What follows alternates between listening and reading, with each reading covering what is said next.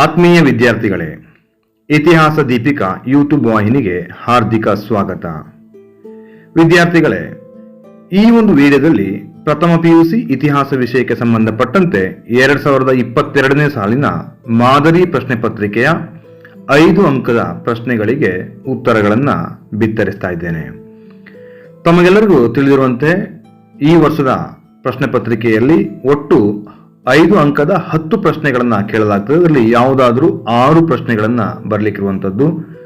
ಹಾಗಾಗಿ ಇಲ್ಲಿ 2 ಪ್ರಶ್ನೆಗಳನ್ನು ಹೆಚ್ಚು ಪಡೆಯುವುದನ್ನು ನೋಡ್ಬೋದು. ಈ ಕೆಳಗಿನ ಯಾವುದಾದರೂ 6 ಪ್ರಶ್ನೆಗಳಿಗೆ ಪ್ರತಿಯೊಂದಕ್ಕೂ 15ರಿಂದ 20 ವಾಕ್ಯಗಳಲ್ಲಿ ಉತ್ತರಿಸಿ. ಪ್ರಶ್ನೆ ಸಂಖ್ಯೆ 31 ಅಂದರೆ 5 ಅಂಕದ ಮೊದಲನೇ ಪ್ರಶ್ನೆ, ಇತಿಹಾಸದ ಅಧ್ಯಯನದ ಪ್ರಾಮುಖ್ಯತೆಯನ್ನು ವಿವರಿಸಿ. ಇಲ್ಲಿ ಮೊದಲನೇ ಅಧ್ಯಾಯದಿಂದ ಸುಮಾರು 6ನೇ ಅಧ್ಯಾಯದವರೆಗೆ 5 ಅಂಕದ ಪ್ರಶ್ನೆಗಳನ್ನು ನಾನು ಬೇರೆ ಬೇರೆ ವಿಡಿಯೋಗಳಲ್ಲಿ ಬಿತ್ತರಿಸಿದ್ದೇನೆ. ಇಲ್ಲಿ ಪುನಃ ಇದು ರಿಪೀಟ್ ಆಗ್ತಾ ಇದೆ.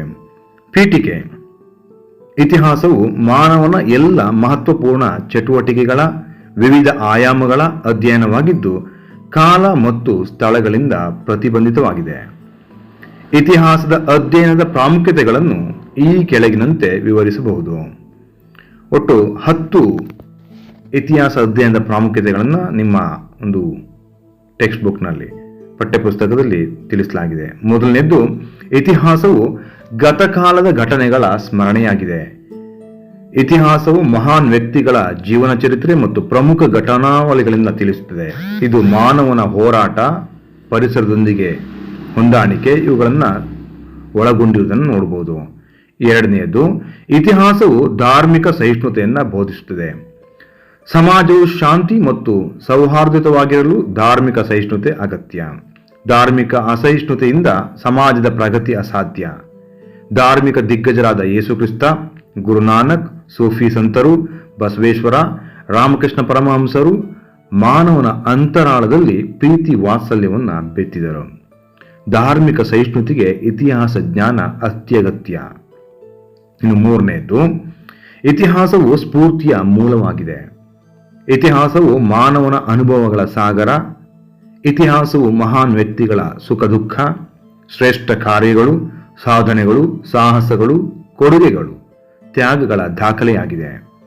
ಮಹಾವೀರ, ಬುದ್ಧ, ಶಂಕರ, ರಾಮಾನುಜ, ಮಧ್ವಾಚಾರ್ಯರು, Vivekananda, Abraham Lincoln, Nelson Mandela ಇವರ ಆದರ್ಶಗಳು ಸ್ಫೂರ್ತಿದಾಯಕ. 4, ಇತಿಹಾಸವು ದೇಶಾಭಿಮಾನವನ್ನು ಬೆಳೆಸುತ್ತದೆ.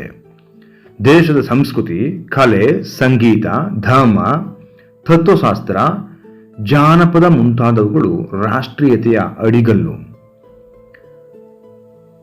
ಪರಂಪರೆಯ ಅರಿವು ವ್ಯಕ್ತಿಗೆ ಹೆಮ್ಮೆಯನ್ನು ಮೂಡಿಸುತ್ತದೆ.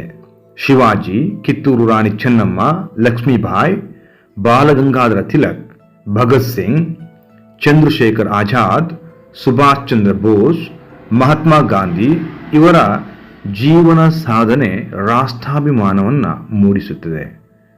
ಅಂದರೆ ಇತಿಹಾಸದ ಅಧ್ಯಯನದ ಮೂಲಕ ದೇಶಾಭಿಮಾನವನ್ನು ಬೆಳೆಸಲಿಕ್ಕೆ ಸಹಕಾರಿಯಾಗ್ತದೆ ಅಂತ ಹೇಳೋದು ಇಲ್ಲಿ ನಾವು ಗಮನಿಸಬೇಕಾದಂತಹ ವಿಷಯ. ಅಂದರೆ ಬೇರೆ ಬೇರೆ ಶ್ರೇಷ್ಠ ವ್ಯಕ್ತಿಗಳ ಜೀವನ ಚರಿತ್ರೆಯನ್ನು ಅಧ್ಯಯನದ ಮೂಲಕ ನಾವು ದೇಶಾಭಿಮಾನ ಅಥವಾ ರಾಷ್ಟ್ರಾಭಿಮಾನವನ್ನು ಹೆಚ್ಚಿಸಬಹುದು ಅಂತೇಳಿ. ಇನ್ನು 5ನೇಯದ್ದು, ಇತಿಹಾಸವು ಸಮಾಜ ವಿಜ್ಞಾನಗಳ ಪ್ರಯೋಗಶಾಲೆ.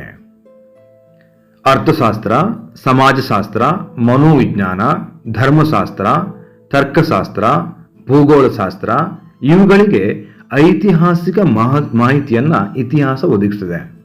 ಇತಿಹಾಸವು ಅವುಗಳಿಗೆ ಜ್ಞಾನವನ್ನು ಒದಗಿಸುವ ಪ್ರಯೋಗಶಾಲೆ.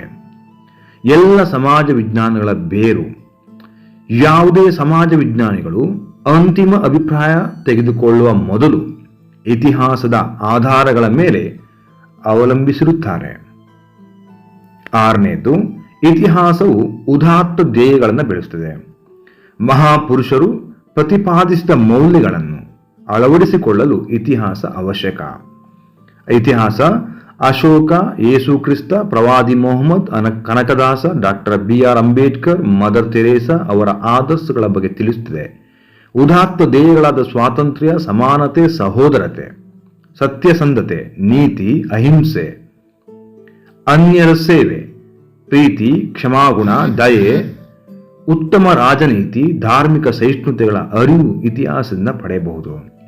7ನೇದ್ದು, ವಿವಿಧ ದೇಶಗಳ ಜನರ ಸಂಪ್ರದಾಯ, ಸಂಸ್ಕೃತಿ, ನಾಗರಿಕತೆಯ ಬಗ್ಗೆ ಜ್ಞಾನ ಸಂಪಾದಿಸಲು ಇತಿಹಾಸ ಸಹಾಯಕ. ಅಂದರೆ ಇತಿಹಾಸವು ನಮ್ಮ ದೃಷ್ಟಿಕೋನವನ್ನು ವಿಸ್ತರಿಸುತ್ತದೆ. ವಿವಿಧ ದೇಶಗಳ ಜನರ ಸಂಪ್ರದಾಯ, ಸಂಸ್ಕೃತಿ, ನಾಗರಿಕತೆ ಜ್ಞಾನ ಸಂಪಾದಿಸುವ ಮೂಲಕ ದೃಷ್ಟಿಕೋನ ವಿಸ್ತರಿಸುತ್ತದೆ ಅಂತ ಹೇಳುವಂಥದ್ದು. ಇತಿಹಾಸ ದಾಖಲಾದ ಕಲೆ, ವಾಸ್ತುಶಿಲ್ಪ, ಸಾಹಿತ್ಯ ಮತ್ತು ಧಾರ್ಮಿಕ ವಿಚಾರಗಳು ಜ್ಞಾನ ದಿಗಂತವನ್ನು ವಿಸ್ತರಿಸುತ್ತದೆ. ಈ ಮೂಲಕ ನಮ್ಮ ದೃಷ್ಟಿಕೋನವು ವಿಶಾಲಗೊಳಿಸಲ್ಪಡುತ್ತದೆ ಅಂತ ಹೇಳುವಂಥದ್ದು. ಇನ್ನು 8ನೇಯದ್ದು, ಇತಿಹಾಸದ ಅಧ್ಯಯನದಿಂದ ವಿಶ್ವಶಾಂತಿಯನ್ನು ಬೆಳೆಸಲು ಸಾಧ್ಯ. ಇತಿಹಾಸವು ವಿಶ್ವಶಾಂತಿಯನ್ನು ಬೆಳೆಸುತ್ತದೆ. 2 ಮಹಾಯುದ್ಧಗಳ ದುಷ್ಪರಿಣಾಮಗಳಿಗೆ ಇತಿಹಾಸ ಸಾಕ್ಷಿಯಾಗಿದೆ. ಸಂಸ್ಕೃತಿಯ ಅರಿವಿಲ್ಲದಿರುವುದು ಹಾಗೂ ಸಂಕುಚಿತ ರಾಷ್ಟ್ರೀಯತೆ ಈ ಯುದ್ಧಗಳಿಗೆ ಕಾರಣ.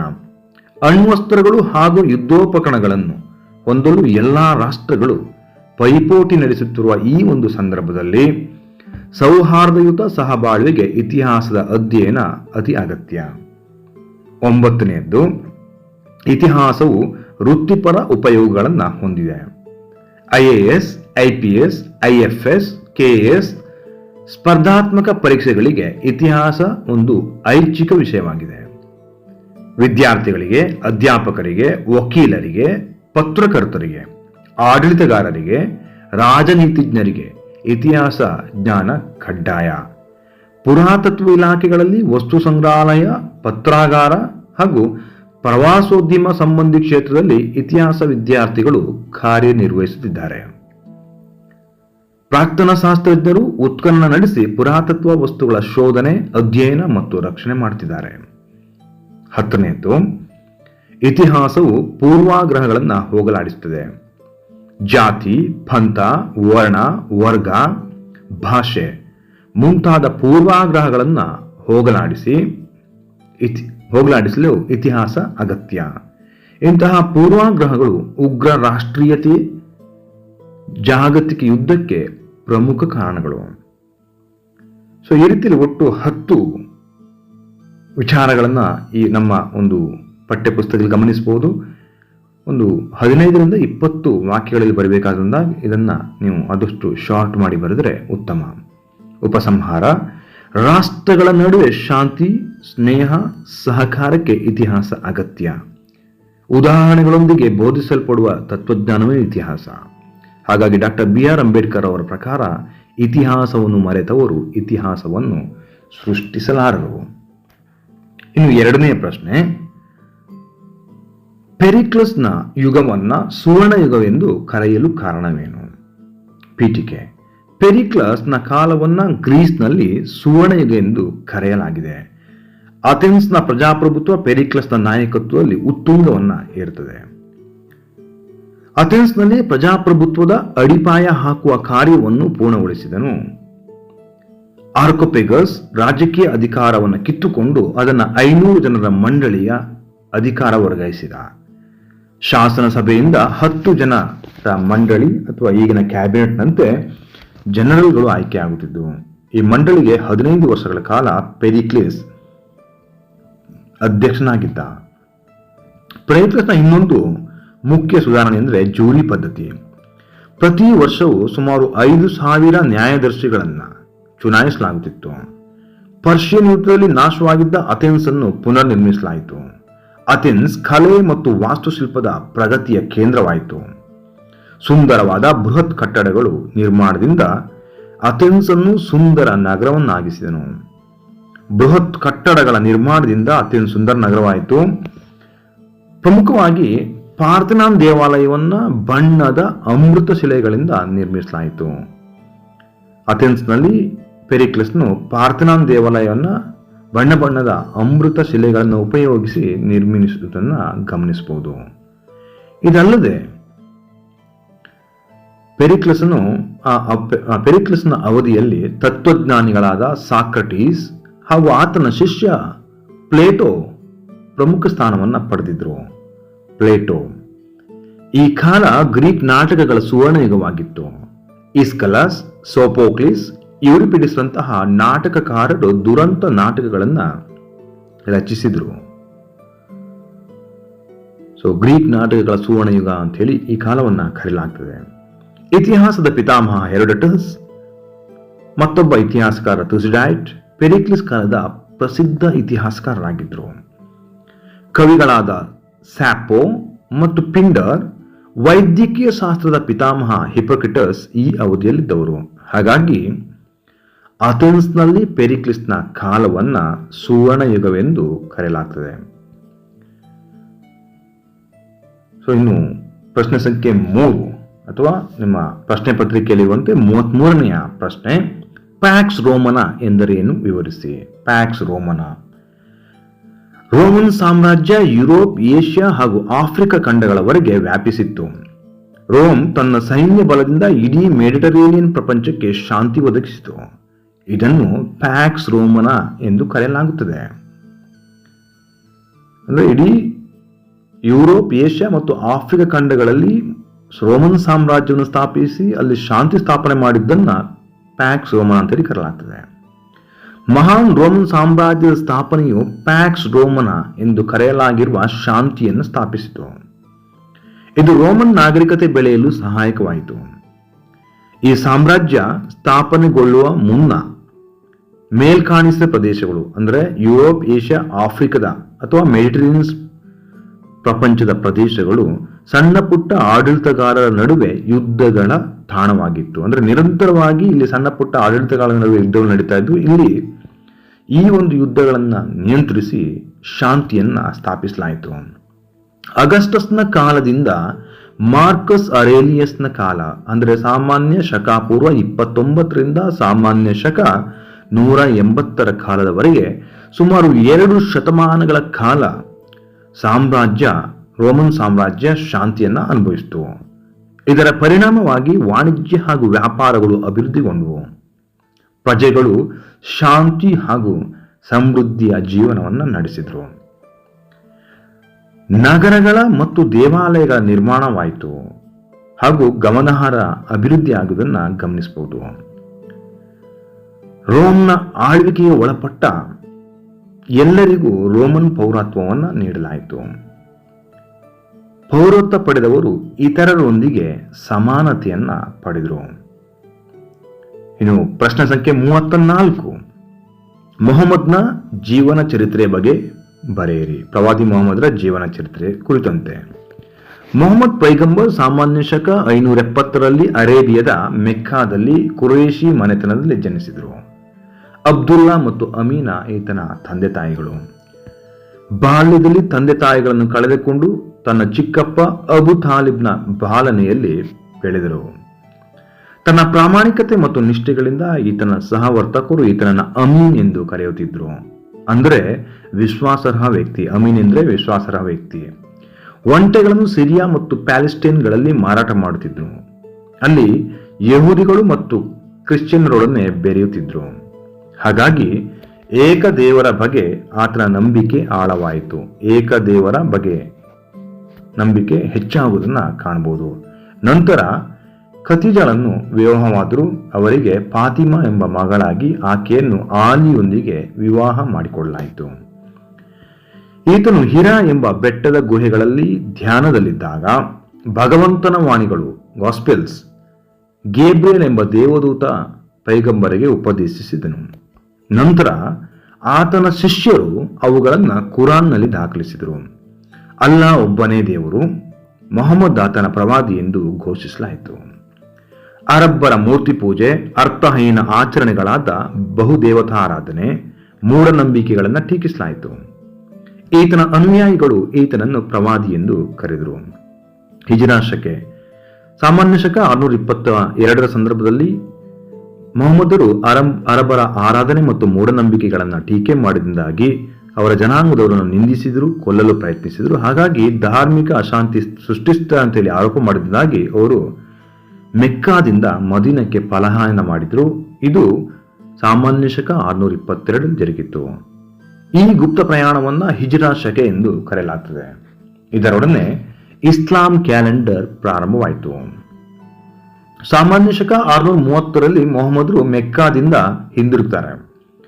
ಮೂರ್ತಿ ಪೂಜೆಯನ್ನು ಖಂಡಿಸಿದಾಗ ಮೆಕ್ಕದ ಸಂಪ್ರದಾಯಸ್ಥರಿಗೆ ಮತ್ತು ಬೈಗಬರರಿಗೆ ನಡೆದ ಧಾರ್ಮಿಕ ಸಂಘರ್ಷದಲ್ಲಿ ಪ್ರವಾದಿ ಮೊಹಮ್ಮದ್ ಮತ್ತು ಅವನ ಅನುಯಾಯಿಗಳು ಜಯಗಳಿಸಿದರು.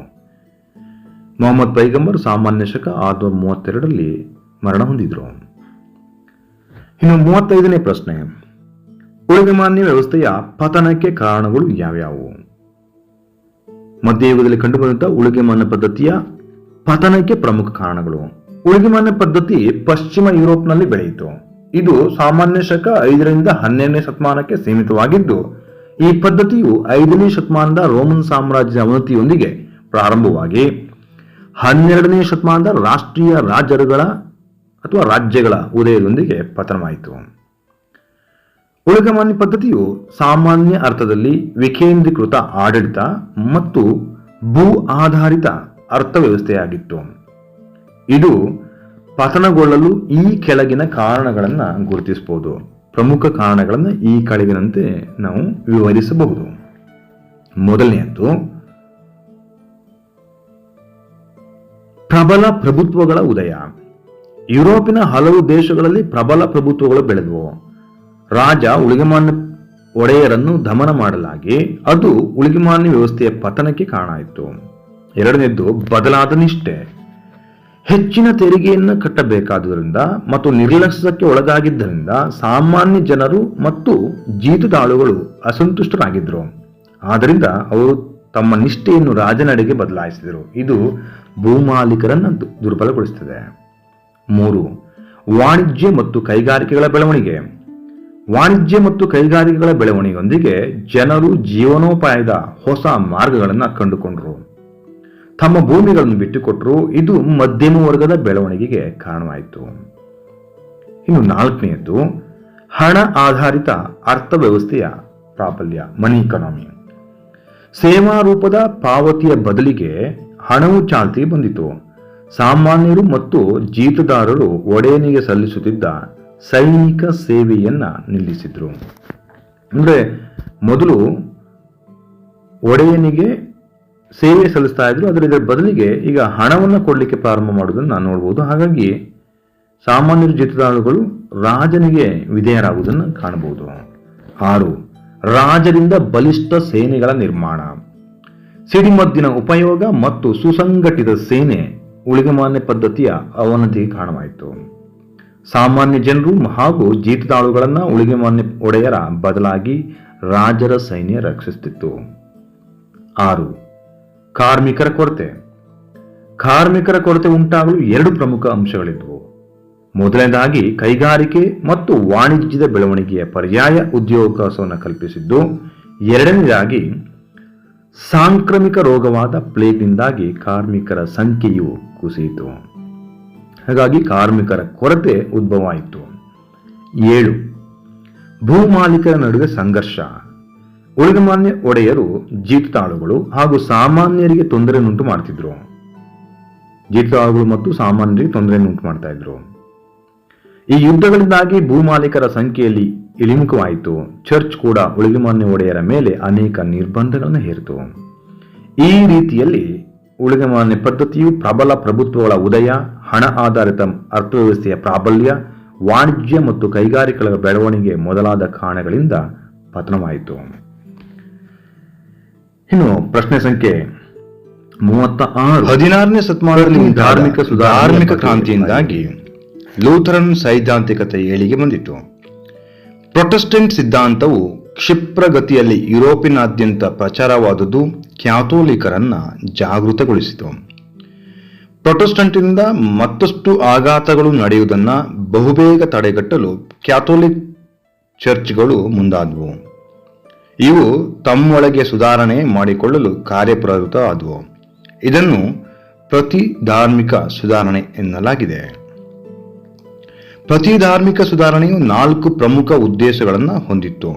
ಅವುಗಳೆಂದರೆ ಶಿಕ್ಷಿಸುವುದು, ಸುಧಾರಿಸುವುದು, ಮತಾಂತರಿಸುವುದು ಹಾಗೂ ಸಾಮಾಜಿಕ ಸೇವೆ ಕೈಗೊಳ್ಳುವುದು.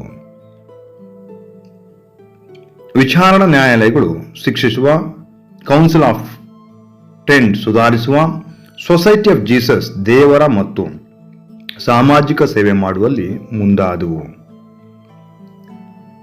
ಸೊ ಈ ರೀತಿ 4 ಭಾಗಗಳಾಗಿ ಪ್ರತಿ ಸುಧಾರಣೆಯನ್ನು ನಾವು ಗಮನಿಸಬಹುದು. ಮೊದಲನೇದು ಧಾರ್ಮಿಕ ವಿಚಾರಣಾ ನ್ಯಾಯಾಲಯಗಳು, ಇವುಗಳನ್ನ ಇನ್ಕ್ವಿಸಿಷನ್ ಎಂದು ಕರೆಯಲಾಗ್ತದೆ.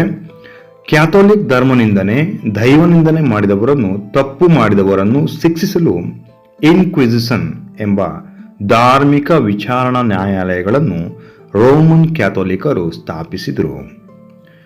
ತಪ್ಪಿತಸ್ಥರಿಗೆ ಧರ್ಮ ಬಹಿಷ್ಕಾರ ಹಾಕುವುದು, ಬಂಧಿಸುವುದು, ಹಿಂಸಿಸುವುದು ಹಾಗೂ ಜೀವಂತ ಸುಡುವುದು ಇದರ ಕೆಲಸವಾಗಿತ್ತು.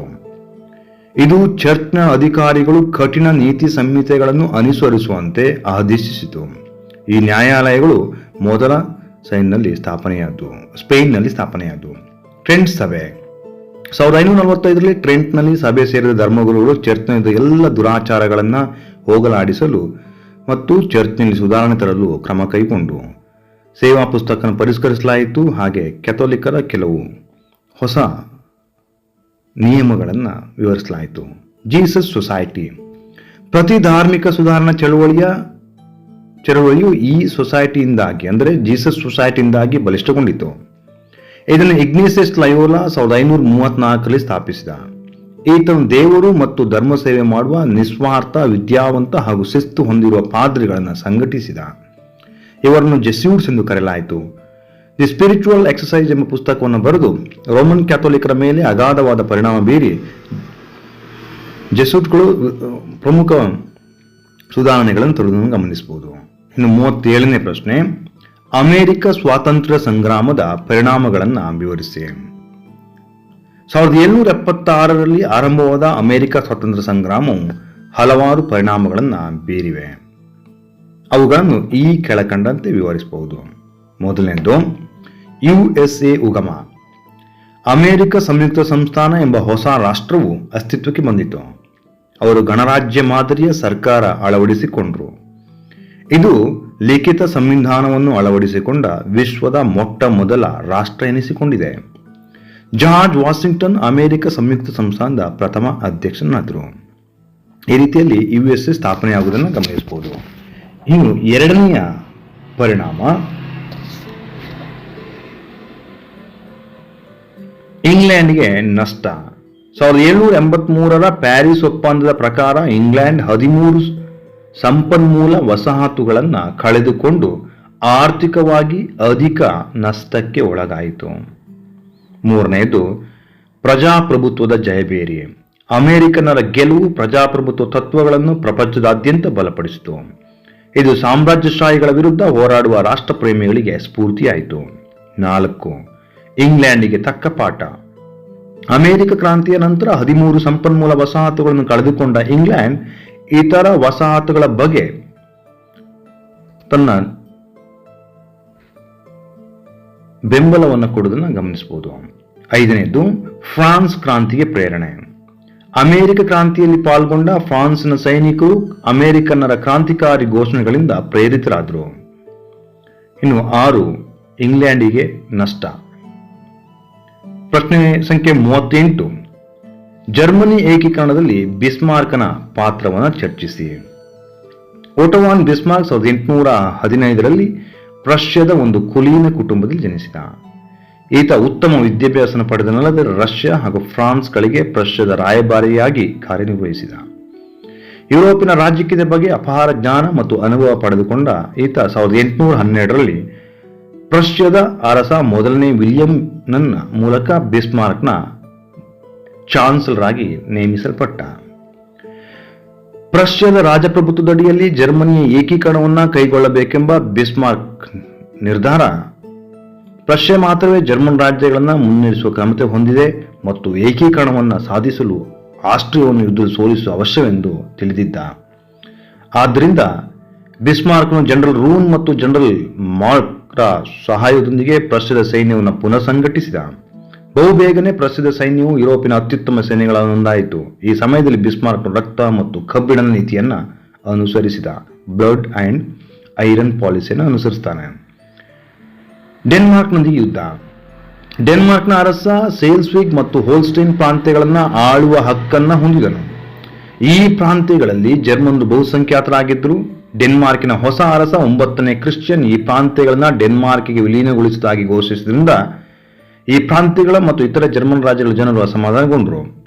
ಬಿಸ್ಮಾರ್ಕ್ ಈ ಪ್ರಾಂತ್ಯಗಳನ್ನು ವಶಪಡಿಸಿಕೊಳ್ಳಲು ಆಸ್ಟ್ರಿಯಾದೊಂದಿಗೆ ಮೈತ್ರಿ ಮಾಡಿಕೊಂಡು ಪ್ರಷ್ಯಾ ಮತ್ತು ಆಸ್ಟ್ರಿಯಾಗಳ ಸಂಯುಕ್ತ ಸೈನ್ಯ ಡೆನ್ಮಾರ್ಕ್ ಮೇಲೆ ದಾಳಿ ಮಾಡಿದ್ವು. ಡೆನ್ಮಾರ್ಕ್ ಯುದ್ಧದಲ್ಲಿ ಸೋತು ವಿಯೆನ್ನಾ ಒಪ್ಪಂದ ಮಾಡಿಕೊಂಡಿತು. ಇನ್ನು ಆಸ್ಟ್ರೋ ಪ್ರಷಿಯನ್ ಯುದ್ಧ 1866. ಆಸ್ಟ್ರಿಯಾದೊಂದಿಗೆ ಯುದ್ಧ ನಡೆದಲ್ಲಿ ಫ್ರಾನ್ಸ್ ತಟಸ್ಥ ನೀತಿಯನ್ನು ಅನುಸರಿಸಿದಾಗಿ 3ನೇ ನೆಪೋಲಿಯನ್ ಜೊತೆ ಗುಪ್ತ ಒಪ್ಪಂದ ಮಾಡಿಕೊಳ್ಳಲಾಯಿತು.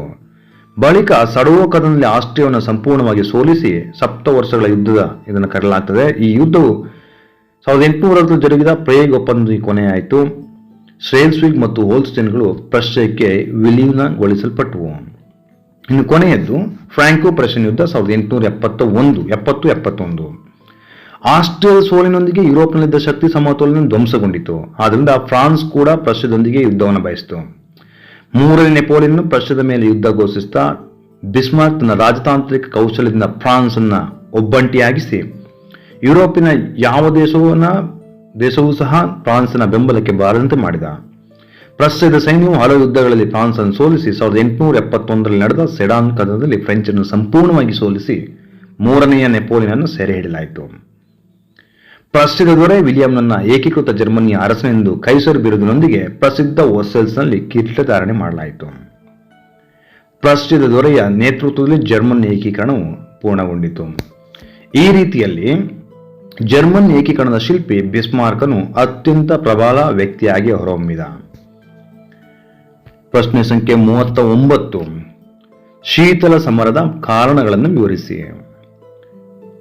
ಶೀತಲ ಸಮರ 1945ರಿಂದ 1991 ಜರುಗಿತು. ಇದು ಜರುಗಲಿಕ್ಕೆ ಹಲವಾರು ಕಾರಣಗಳನ್ನು ನಾವು ಗಮನಿಸಬಹುದು. ಶೀತಲ ಸಮರಕ್ಕೆ ಕಾರಣಗಳನ್ನು ಈ ಕೆಳಗಿನಂತೆ ಗುರುತಿಸಬಹುದು. ಮೊದಲನೇದು, ಇರಾನ್ನಿಂದ ಸೈನ್ಯ ಹಿಂತೆಗೆದುಕೊಳ್ಳಲು ರಷ್ಯಾದ ನಿರಾಕರಣೆ. 2ನೇ ಜಾಗತಿಕ ಯುದ್ಧದ ನಂತರ ಬ್ರಿಟನ್ ಮತ್ತು ಅಮೆರಿಕಗಳು ಇರಾನ್ನಲ್ಲಿದ್ದ ತಮ್ಮ ಸೈನ್ಯಗಳನ್ನು ಹಿಂದಕ್ಕೆ ಕರೆಸಿಕೊಂಡವು. ಆದರೆ ರಷ್ಯಾ ತನ್ನ ಸೈನ್ಯವನ್ನ ಕರೆಸಿಕೊಳ್ಳಲಿಲ್ಲ. ಕೊನೆಗೆ ವಿಶ್ವಸಂಸ್ಥೆಯ ಮಧ್ಯಪ್ರವೇಶದ ನಂತರ ರಷ್ಯಾವನ್ನ ಸೈನ್ಯ ಹಿಂತಿರುಗಿಸಲು ಸೂಚಿಸಲಾಯಿತು. ಇದರಿಂದಾಗಿ ರಷ್ಯಾ ಒಕ್ಕೂಟ ಮತ್ತು ಪಾಶ್ಚಿಮಾತ್ಯ ರಾಷ್ಟ್ರಗಳ ನಡುವೆ ಸಂಬಂಧ ಒಡೆದು ಹೋಯಿತು. 2. ಪೌರಾತ್ಯ ಯುರೋಪಿನ ಸೋವಿಯತೀಕರಣ. 2ನೇ ಜಾಗತಿಕ ಯುದ್ಧದ ನಂತರ ರಷ್ಯಾದ ಮಧ್ಯಪ್ರವೇಶದಿಂದ ಬಾಲ್ಕನ್ ಪ್ರದೇಶದಲ್ಲಿ ಕಮ್ಯುನಿಸ್ಟ್ ಬೆಂಬಲಿತ ಸರ್ಕಾರ ಸ್ಥಾಪನೆಗೊಂಡವು. ಪೌರಾತ್ಯ ಯುರೋಪ್ನಲ್ಲಿ ರಷ್ಯಾದ ಈ ಹಸ್ತಕ್ಷೇಪವನ್ನು ಪಾಶ್ಚಿಮಾತ್ಯ ರಾಷ್ಟ್ರಗಳು ವಿರೋಧಿಸಿದವು ಮತ್ತು ಕಮ್ಯುನಿಸಂ ಪ್ರಭಾವ ತಡೆಯಲು ಎಲ್ಲವೂ ಒಂದಾಗುವುದನ್ನು ನೋಡಬಹುದು. ಇನ್ನು 3ನೇದು, ಗ್ರೀಸ್ನಲ್ಲಿ ಸೋವಿಯತ್ ಪ್ರಭಾವ. ಬ್ರಿಟನ್ ಸಹಕಾರದಿಂದ 1944ರಲ್ಲಿ ಗ್ರೀಸ್ ದೇಶವು ನಾಜಿ ಆಳ್ವಿಕೆಯಿಂದ ಸ್ವಾತಂತ್ರ್ಯಗೊಂಡಿತು. ಗ್ರೀಸ್ನಿಂದ ಜರ್ಮನ್ ಸೈನ್ಯ ಹೊರ ನಡೆದ ನಂತರ ಬ್ರಿಟಿಷರು ಗ್ರೀಸ್ಗೆ ಲಗ್ಗೆ ಹಾಕಿದ್ರು. ಸೋವಿಯತ್ ಒಕ್ಕೂಟ ಗ್ರೀಸ್ನಲ್ಲಿ ಕಮ್ಯುನಿಸ್ಟ್ ಕ್ರಾಂತಿಯನ್ನು ಪ್ರಚೋದಿಸುತ್ತಿದೆ ಎಂದು ಪಾಶ್ಚಿಮಾತ್ಯ ಶಕ್ತಿಗಳು ಬಲವಾಗಿ ನಂಬಿದ್ವು. 4ನೇದು, ಟರ್ಕಿಯಲ್ಲಿ ಸೋವಿಯತ್ ಪ್ರಭಾವ. 2ನೇ ಜಾಗತಿಕ ಯುದ್ಧದ ನಂತರ ಸೋವಿಯತ್ ರಷ್ಯಾ ಟರ್ಕಿಯು ತನ್ನ ಕೆಲವು ಪ್ರದೇಶಗಳನ್ನು ತನಗೆ ಬಿಟ್ಟುಕೊಡಬೇಕೆಂದು ಟರ್ಕಿಯ ಮೇಲೆ ಒತ್ತಡ ಹೇರಿತು. ಅಮೆರಿಕವು ಗ್ರೀಸ್ ಮತ್ತು ಟರ್ಕಿಯ ವಿರುದ್ಧ ಆಗಬಹುದಾದ ರಷ್ಯಾದ ದಾಳಿಯನ್ನು ತಡೆಯುವ ನೀತಿಯನ್ನು ಅನುಸರಿಸಿತು. ಹಾಗಾಗಿ ರಷ್ಯಾ ಮತ್ತು ಅಮೆರಿಕಗಳ ನಡುವೆ ಭಿನ್ನಾಭಿಪ್ರಾಯಗಳು ಹೆಚ್ಚಾಗಲಿಕ್ಕೆ ಕಾರಣವಾಗ್ತದೆ. ಇನ್ನು 5ನೆಯ ಕಾರಣ, ಜರ್ಮನಿಗೆ ಸಂಬಂಧಿಸಿದ ಸಮಸ್ಯೆಗಳು. 2ನೇ ಜಾಗತಿಕ ಯುದ್ಧದಲ್ಲಿ ಜರ್ಮನಿಯಿಂದ ರಷ್ಯಾ ಅಪಾರ ಹಾನಿ ಅನುಭವಿಸಿತು. ಹಾಗಾಗಿ $10,000 ಮಿಲಿಯನ್ ಯುದ್ಧ ಪರಿಹಾರ ಕೇಳಿತು. ಯುದ್ಧದ ನಂತರ ರಷ್ಯಾ ಜರ್ಮನಿಯ ಕೈಗಾರಿಕೆಗಳನ್ನೆಲ್ಲ ನಾಶ ಮಾಡಿತು ಮತ್ತು ಬೆಲೆ ಬಾಳುವ ಜರ್ಮನ್ ಯಂತ್ರಗಳನ್ನು ರಷ್ಯಾಗೆ ಕೊಂಡೊಯ್ಯಿತು. ಇದರಿಂದಾಗಿ ಜರ್ಮನಿಯ ಅರ್ಥವ್ಯವಸ್ಥೆಯೇ ನಾಶವಾಯಿತು. 6ನೇದು, ಅಣುಬಾಂಬ್ ರಹಸ್ಯ. 2ನೇ ಜಾಗತಿಕ ಯುದ್ಧದಲ್ಲಿ ರಷ್ಯಾ ಅಮೆರಿಕದ ಮಿತ್ರ ರಾಷ್ಟ್ರವಾಗಿದ್ದಾಗ್ಯೂ ಅಮೆರಿಕವು ರಷ್ಯಾದಿಂದ ಅಣುವಸ್ತ್ರ ತಂತ್ರಜ್ಞಾನವನ್ನು ಗೌಪ್ಯವಾಗಿಟ್ಟಿತು. ಸ್ಟಾಲಿನ್ ಈ ಬೆಳವಣಿಗೆಯನ್ನು ಅಮೆರಿಕ ತನಗೆ ಬಗೆದ ನಂಬಿಕೆ ದ್ರೋಹ ಎಂದು ಭಾವಿಸಿದ. 7ನೇದು, ಅಮೆರಿಕದಲ್ಲಿ ಕಮ್ಯುನಿಸ್ಟ್ ಚಟುವಟಿಕೆಗಳು. ಸೋವಿಯತ್ ಒಕ್ಕೂಟವು ಅಮೆರಿಕ ಸಂಯುಕ್ತ ಸಂಸ್ಥಾನದಲ್ಲಿ ಕಮ್ಯುನಿಸ್ಟ್ ಚಟುವಟಿಕೆ ಮತ್ತು ಗೂಢಾಚಾರ ಕಾರ್ಯಗಳನ್ನು ಉತ್ತೇಜಿಸಿತು. 1945ರಲ್ಲಿ ಅಮೆರಿಕದ ಭದ್ರತಾ ಸೇವಾ ವಿಭಾಗ ತಮ್ಮ ಅಣ್ವಸ್ತ್ರದ ದಾಖಲೆಗಳು ರಹಸ್ಯವಾಗಿ ರಷ್ಯಕ್ಕೆ ರವಾನೆಯಾಗುತ್ತಿರುವ ವಿಷಯವನ್ನು ಕಂಡುಕೊಳ್ತವೆ. ಈ ರೀತಿಯಲ್ಲಿ ಈ ಕಾರಣಗಳು ಶೀತಲ ಸಮರದ ಏಳಿಗೆಗೆ ಕಾರಣ ಆಗುವುದನ್ನು ಗಮನಿಸಬಹುದು. ಇನ್ನು 40ನೇದು ಕೊನೆಯ ಪ್ರಶ್ನೆ, ಅಲಿಪ್ತ ಚಳವಳಿಯ ಲಕ್ಷಣಗಳನ್ನು ವಿವರಿಸಿ. ಈ ಕೆಳಗಿನ ಅಂತೆ ಪ್ರಮುಖವಾದ ಅಲಿಪ್ತ ರಾಷ್ಟ್ರಗಳ ಲಕ್ಷಣಗಳನ್ನು ನಾವು ಗುರುತಿಸಬಹುದು. ಮೊದಲನೆಯದು ಆರ್ಥಿಕವಾಗಿ ಹಿಂದುಳಿದಿರುವುದು. ಅಲಿಪ್ತ ರಾಷ್ಟ್ರಗಳು ಆರ್ಥಿಕವಾಗಿ ಹಿಂದುಳಿದಿದ್ವು. ಈ ರಾಷ್ಟ್ರಗಳು ಸಾಂಪ್ರದಾಯಿಕ ಕೃಷಿ ಮತ್ತು ದುರ್ಬಲ ಕೈಗಾರಿಕೆಗಳನ್ನು ಹೊಂದಿದ್ದು, ಆದ್ದರಿಂದ ಈ ರಾಷ್ಟ್ರಗಳ ರಾಷ್ಟ್ರೀಯ ಉತ್ಪನ್ನ ಹಾಗೂ ತಲಾ ಆದಾಯವು ತುಂಬಾ ಕಡಿಮೆಯಾಗಿರುತ್ತದೆ. ಪರಾವಲಂಬನೆ. ವಿಜ್ಞಾನ, ತಂತ್ರಜ್ಞಾನ, ಸೈನಿಕ ಕ್ಷೇತ್ರಗಳಲ್ಲಿ ಅಲಿಪ್ತ ರಾಷ್ಟ್ರಗಳು ತೀರಾ ಹಿಂದುಳಿದಿದ್ದು ಅಭಿವೃದ್ಧಿ ಹೊಂದಿದ ರಾಷ್ಟ್ರಗಳ ಸಹಾಯದ ಮೇಲೆ ಅವಲಂಬಿತವಾಗಿದ್ವು. ಮೂರನೆಯದು ಗ್ರಾಮೀಣ ವ್ಯವಸ್ಥೆ. ಅಲಿಪ್ತ ರಾಷ್ಟ್ರಗಳು ಬಹುತೇಕವಾಗಿ ಹಳ್ಳಿಗಳಿಂದ ಕೂಡಿವೆ. ಅನೇಕ ಹಳ್ಳಿಗಳು ಮೂಲಭೂತ ಸೌಕರ್ಯಗಳಿಂದ ವಂಚಿತವಾಗಿವೆ. ಈ ರಾಷ್ಟ್ರಗಳು ನಗರೀಕರಣದಿಂದ ದೂರವಿರುವುದರಿಂದ ಅಭಿವೃದ್ಧಿಯಲ್ಲಿ ಹಿಂದುಳಿದಿವೆ. ಇನ್ನು 4ನೇದ್ದು ಅತ್ಯಧಿಕ ಜನಸಂಖ್ಯೆ. ಬಡತನ, ಅನಕ್ಷರತೆ, ಮೂಢನಂಬಿಕೆ ಹಾಗೂ ಇತರೆ ಕಾರಣಗಳಿಂದಾಗಿ ಜನಸಂಖ್ಯೆ ತೀವ್ರವಾಗಿ ಬೆಳೆಯುತ್ತಿತ್ತು. ಜನರ ನಿರಾಸಕ್ತಿಯಿಂದಾಗಿ ಸರ್ಕಾರಗಳು ಜಾರಿಗೆ ತರುವ ಜನಸಂಖ್ಯಾ ನಿಯಂತ್ರಣ ಕಾರ್ಯಕ್ರಮಗಳು ನಿರೀಕ್ಷಿತ ಮಟ್ಟ ತಲುಪಲಿಲ್ಲ. ಹೆಚ್ಚುತ್ತಿರುವ ಜನಸಂಖ್ಯೆ ಆರ್ಥಿಕ ಹಿನ್ನಡೆಗೆ ಕಾರಣವಾಯಿತು. ಬಡತನ ಹಾಗೂ ಹಸಿವು. ಅಲಿಪ್ತ ರಾಷ್ಟ್ರಗಳಿಂದ ಬಡತನ ತುಂಬಾ ಗಂಭೀರ ಸಮಸ್ಯೆಯಾಗಿದೆ. ಈ ರಾಷ್ಟ್ರಗಳಲ್ಲಿ ಆಹಾರ ಧಾನ್ಯಗಳ ಕೊರತೆ ಇದೆ. ಆಹಾರ ಧಾನ್ಯಗಳಿಗಾಗಿ ಮುಂದುವರೆದ ರಾಷ್ಟ್ರಗಳ ಮೇಲೆ ಅವಲಂಬಿಸಿವೆ ಮತ್ತು ಪೌಷ್ಟಿಕ ಆಹಾರವನ್ನು ನೀಡಲು ಅಸಮರ್ಥವಾಗಿವೆ. ಇನ್ನು 6ನೇದು ಸಾಂಕ್ರಾಮಿಕ ರೋಗಗಳ ಹರಡುವಿಕೆ. ಅಲಿಪ್ತ ರಾಷ್ಟ್ರಗಳಲ್ಲಿ ಸರಿಯಾದ ಆರೋಗ್ಯ ಕಾಳಜಿ ಇಲ್ಲದೆ ಇರುವುದರಿಂದ ಆರೋಗ್ಯದ ಮೇಲೆ ಹೆಚ್ಚಿನ ಕಾಳಜಿ ಇಲ್ಲದೆ ಇರುವುದರಿಂದಾಗಿ ಈ ರಾಷ್ಟ್ರಗಳಲ್ಲಿ ಸಾಂಕ್ರಾಮಿಕ ರೋಗಗಳು ಹರಡುತ್ತಲಿವೆ. ಇಲ್ಲಿ ಆರೋಗ್ಯ ಸೇವೆಗಳ ಕೊರತೆ ಇರುವುದನ್ನು ಗಮನಿಸಬಹುದು. ಸಾಂಕ್ರಾಮಿಕ ರೋಗಗಳ ಹರಡುವಿಕೆ ಸಮೇತ ಅಲಿಪ್ತ ರಾಷ್ಟ್ರಗಳ ಒಂದು ಪ್ರಮುಖ ಲಕ್ಷಣ ಅಂತೇಳಿ ಇಲ್ಲಿ ಗುರುತಿಸುವುದನ್ನು ನಾವು ಗಮನಿಸಬಹುದು. ಇನ್ನು 7ನೆಯ ಲಕ್ಷಣ ಅನಕ್ಷರತೆ. ಇಲ್ಲಿನ ರಾಷ್ಟ್ರಗಳಲ್ಲಿ ಅನಕ್ಷರಸ್ಥರ ಸಂಖ್ಯೆ ಹೆಚ್ಚಾಗಿದೆ. ಆಫ್ರಿಕಾ ಮತ್ತು ಏಷ್ಯಾದ ರಾಷ್ಟ್ರಗಳಲ್ಲಿ ಸಾಕ್ಷರತಾ ಪ್ರಮಾಣ ಕಡಿಮೆ ಇದೆ ಹಾಗೂ ಹೆಣ್ಣು ಮಕ್ಕಳ ಸಾಕ್ಷರತೆಯ ಪ್ರಮಾಣವು ತೀರಾ ಕಡಿಮೆಯಾಗಿದೆ. 8 ಸಾಲಬಾಧೆ. ಬಹುತೇಕವಾಗಿ ಅಲಿಪ್ತ ರಾಷ್ಟ್ರಗಳು ವಿದೇಶಿ ಸಾಲದ ಬಾಧೆಯಿಂದ ನರಳುತ್ತಿವೆ. ಈ ರಾಷ್ಟ್ರಗಳು ಆಂತರಿಕ ಅಭಿವೃದ್ಧಿ ಯೋಜನೆಗಳಿಗಾಗಿ ವಿಶ್ವ ಆರ್ಥಿಕ ಸಂಸ್ಥೆಗಳಿಂದ ಸಾಲ ಪಡೆದುಕೊಳ್ಳುವುದು ಅನಿವಾರ್ಯವಾಗಿದೆ. ಇನ್ನು 9ನೇದು ಉದ್ಯೋಗ, ಆಹಾರ ಮತ್ತು ತಮ್ಮ ಆತ್ಮರಕ್ಷಣೆಗಾಗಿ ಒಂದು ದೇಶದಿಂದ ಇನ್ನೊಂದು ದೇಶದ ಸುರಕ್ಷಿತ ಸ್ಥಳಕ್ಕೆ ವಲಸೆ ಹೋಗುವುದು ಸಾಮಾನ್ಯವಾಗಿದೆ. ಅಂದರೆ ವಲಸೆ ಅಲಿಪ್ತ ರಾಷ್ಟ್ರಗಳ ಮತ್ತೊಂದು ಪ್ರಮುಖ ಲಕ್ಷಣ ಅಂತ ಹೇಳಿ ನಾವು ಕಾಣಬಹುದು. ಇವುಗಳಲ್ಲದೆ ಇತರೆ ಹಲವು ಕಾರಣಗಳನ್ನು ಅಥವಾ ಲಕ್ಷಣಗಳನ್ನು ನಾವು ಗಮನಿಸಬಹುದು.